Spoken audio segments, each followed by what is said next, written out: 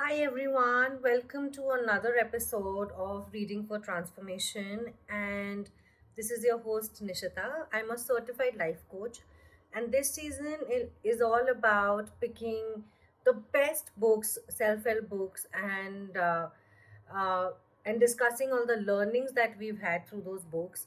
For this episode, one of the most transformative books that I've read is The Five Love Languages by Gary Chapman. If you wondered how to strengthen your relationships and deepen your connection with the loved ones, I think this episode is for you. Let's just start with a brief summary of the book. So, the five love languages. In this book, the author introduces us to the concept that everyone has a very dominating and a primary love language, a unique way in which they feel loved and appreciated. The author identifies five love languages: words of affirmation, acts of service, receiving gifts, quality time, and physical touch. And we're going to be discussing all of these in now one by one. Um, Now, each individual has a dominant language, and understanding our own love languages and our partners or anyone who we're trying to build a connection with their love language is the key to nurturing and enhancing your relationships. Let's start exploring one by one the what all languages and how we can apply them in our lives. So, the first love language is explained by the author is words of affirmation. Now, people who respond to this type of love language feel deeply valued when they receive more sincere and encouraging words. A simple I love you or an appreciation of their efforts can work wonders for your relationship. For example, telling your partner how proud you are of their accomplishments or expressing gratitude for their support can make them feel truly cherished. And I remember one of my experiences where both me and my husband, we were just talking, and uh, I somehow just mood got off, and I told him, I know you don't love me. And then he just sat with me and he said, I don't know what love is, but when you're gone, I truly miss you. When you're not there, I do not take care of myself, and I think nobody takes care of me that the way you do. And he told me that the house feels extremely empty, and he did tell me he does have fun for a couple of hours, but after those couple of hours he starts feeling very lonely without me. And that's when I realized that he might not give me a hug very often, or he might not tell me I love you 20,000 times a day, but the fact that he asks me for a cup of coffee, or he tells me how do you do so much of work, or he tells me that he feels lonely without me, these words, the fact that these innocent and authentic conversations between us have really nurtured and nourished our relationship. And I suggest, if you know that your partner's love language is words of affirmation, or your love language is words of affirmation, you must communicate it to them, or you must understand what your partner's needs are, acknowledge their efforts, acknowledge their presence in your life, and shower them with positive words. The next love language that the author has explained is the acts of service. For every individual following acts of service as a love language, for them, action truly speaks louder than words. They feel loved when their partner helps with thousand chores, runs errands, and offers assistance without being asked, or without being told to do what you should do. An example could be cooking their favorite meal after a long day at work, or surprising them with completing a task that they've been dreading to do. And there can be so many things that you can do as an act of service. Bringing them a hot cup of coffee during heavy rains, or that your partner needs a book or something. Maybe you can arrange that book for them. These little acts of service, picking up or dropping your partner, or surprising them in any way, these little efforts that you put in a relationship definitely helps you restore a relationship, nurture the ones that you have. And it's not only with your partner, it can be with anyone in your life. Another very important uh, language is receiving gifts. This is all about thought and effort behind the present. It's not about what you're giving and how expensive it is. It's not at all about the monetary value, but the symbol of love and appreciation. A very thoughtful gift, such as a handwritten note, a small token of affection, and even a surprise outing, can go a long way in making someone with this love language feel special. And I remember that. For one of the festivals, I was gifting my manager a gift, and although I'd given her a lot of things, but honestly, she appreciated a book that I gave for her 3-year-old son, and it barely cost me anything. But the fact that it was a knowledgeable book that could engage her child and give him the knowledge that he needs, or maybe a moment of interaction between them, she really appreciated. I had put in a lot of thought in what I should give to a toddler, and maybe what can make him happy. And it's not about me loving my manager, it's just about showing them the appreciation for everything that they've done for me during my tenure in that company. So thoughtful gift goes a long way when you want to tell your partner that you know about them, when you want to tell the other person how much you know about them and how much you know about their life, their likes and their dislikes, and it's just very special to do that. Next, we have quality time, and honestly, we see a lot of girls saying that we need quality time. A lot of men also on the other side, in fact, demand quality time. This love language, and there's no harm in it, but this love language is focused on undivided attention and meaningful connection. I've been talking about active listening throughout the previous episodes, also in my podcast. And who speak this language, they must set aside distractions and engage in quality conversations, active listening with their partner or anyone they in their lives. For instance, when you're planning a weekly date night, or when you're going for a walk, or you're simply sitting down, listening to your partner attentively while they share their thoughts, their feelings, is extremely appreciative. It's so valuable to do active listening with, especially when you want to nurture a relationship. It really tells you everything about your partner, and if you really listen to them actively without responding them back, and just do empathetic listening, your relationship is going to turn 360 degrees.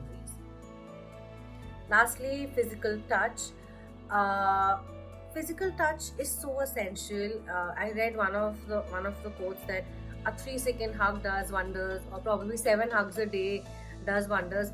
I'm not sure how much wonders they do, but I'm sure it's essential love language for many people, and it encompasses more than just intimacy. Holding hands, hugging, kissing, and even a gentle touch on the arm can convey love and care. Remember, obviously, it's important to respect boundaries and ensure that it's always consensual and comfortable for both the partners. Keeping that aside, even when you're with a baby, you hold that baby with so much care, so much love, and in fact, when a baby touches your cheeks, it feels their hands feel like a gentle hug from a cloud. I really mean it. So make sure that you have that habit of giving your partner a soft hug during the day, or a tight one, in fact, after a long tiring day, and it's really going to help you. Now that we understand these love languages, we can apply this knowledge in our relationships. And how do we do that? One, we need to discover your own language.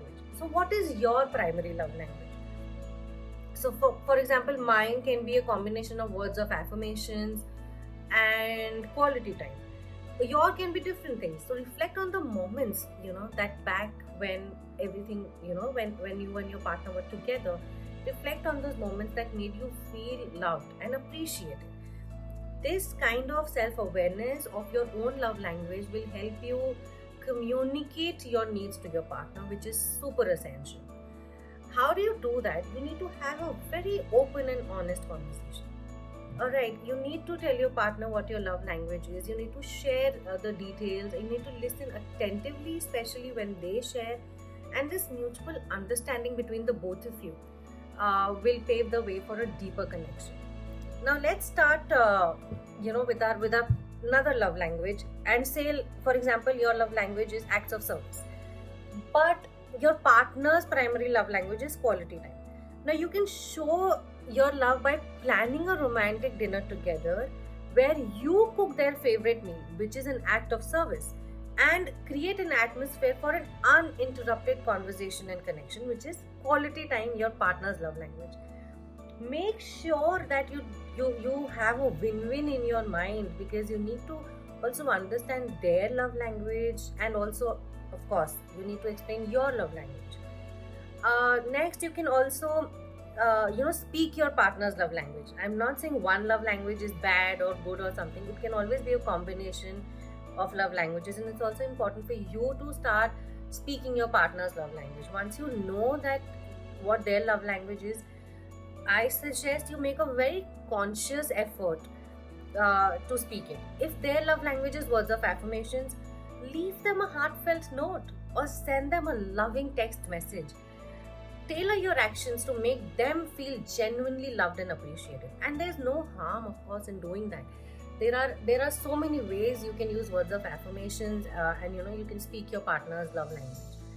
For example, another thing is, if your partner's love language is receiving gifts, surprise them with a small, thoughtful gift that shows that you know them really well. It could be something as simple as a book they've been waiting to read, or a handmade item that holds a very sentimental value for them. Um Another example from my life is, so usually I order groceries online, and most of the time when I order them, I just order them in a rush as to what's urgently needed, because it's a 10-15 minute delivery and it's easy. But I remember one evening my partner was working and I was ordering groceries, and it just clicked, maybe I should order a drink for him, because since he's working since a long time, it would be really refreshing. He did not expect it, and the moment he received it, he was so happy to see that he had a drink, no matter how much that drink cost. It hardly had any monetary value, but the look on his face was priceless. So make sure that you do, you adopt your partner's love language also to nurture your relationship. Practicing consistency and patience is a very important tip that I have been following through my relationships. Remember that all of this, adopting your partner's language and communicating yours, is a very consistent and ongoing process. It takes time, really a lot of time, to understand and fulfill each other's needs. Be patient, be willing to learn and adapt as your relationship evolves.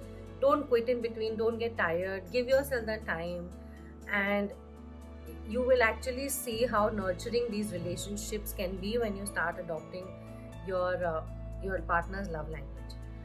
For example, your partner's love language is maybe physical touch. Make a habit to offer hugs, hold hands, give gentle touches throughout the day, consistently showing them affection to make them feel secure and loved. And you will see the change in your partner as well. You will see that when you start adopting their love language, they will gradually start understanding your love language.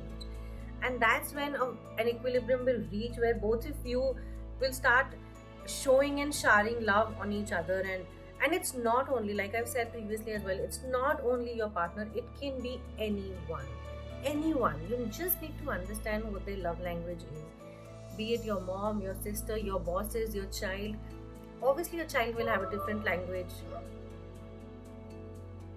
It can be anyone. Obviously your child will have a different love language, or your parents will obviously have a different love language. Your partner's love language will be different. I suggest adopt them, and uh, and try and speak their love language. And obviously you can communicate your love language as well. Like I've told my mom a lot of times, and she's understood me really well, that words of affirmations are super important to me. And she's made sure that, because she's a big influence in my life, she makes sure that she uses positive words of affirmation. She's appreciated my efforts, she's acknowledged my presence, and that A mother-daughter relationship, although can never be broken, but that has come that change in her behavior, that change in her love language, the fact that she's understood me so well at an age, it's nurtured, it's made us friends. I mean, I can't be thankful enough for all her efforts that she's made. So these were all the love languages that we've discussed.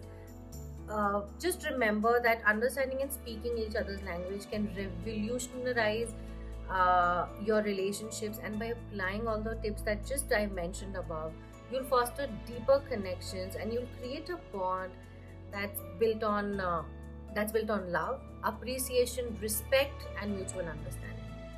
Thank you so much, everyone, for joining me in this episode today. I really hope you found this episode engaging and interesting and enlightening, and also practical. That's always been my objective whenever I do podcast. Remember, love language, we can all learn to speak fluently. It's a universal language. And until next time, everyone, keep nurturing those relationships, and may your love language be heard and understood. Thank you so much.